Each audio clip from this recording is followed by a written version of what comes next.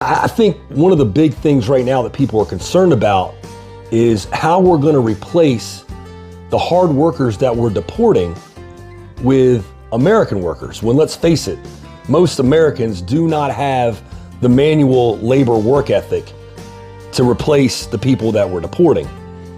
And so when I have conversations about this with people, I always tell them, I'm like, look, long term, I think robots are taking those jobs, maybe even in the short term. And when I say that, people often frown on me and they're often, they get upset because they feel like humans should be taking those jobs and not robots, which I find ironic because many of the people that I say this to, I know aren't going to take those jobs. Hell, I'm probably not. No, I'm not going to take those jobs. And I know many of y'all watching this aren't going to do those jobs. All right. And that's just me being, intellectually honest about the whole thing. All right. I'm not going to sit there and say that I'm some hardcore manual labor worker when I'm not. All right. Those people that do manual labor jobs, they are just bred different. All right. They're just a different breed of human. And if we're serious about replacing those jobs with American humans, then we need to breed a whole nother culture of Americans. You have to completely recalibrate the mindset. And I actually have an idea to do just that. In fact, I actually presented this concept in one of my poli-sci classes in college back probably 20 plus years ago or more.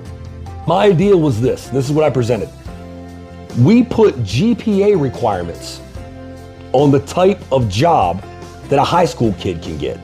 All right, the same way we require athletes to carry a certain GPA, we put requirements on what type of jobs somebody can get. So for instance, if you have below a 2.0, you can't go out and get a job at a Best Buy or work in the water slide at the amusement park or waiting tables. No, if you get below a 2.0, guess what? You got to go toss watermelons or dig ditches and do the jobs that our fathers used to do. All right?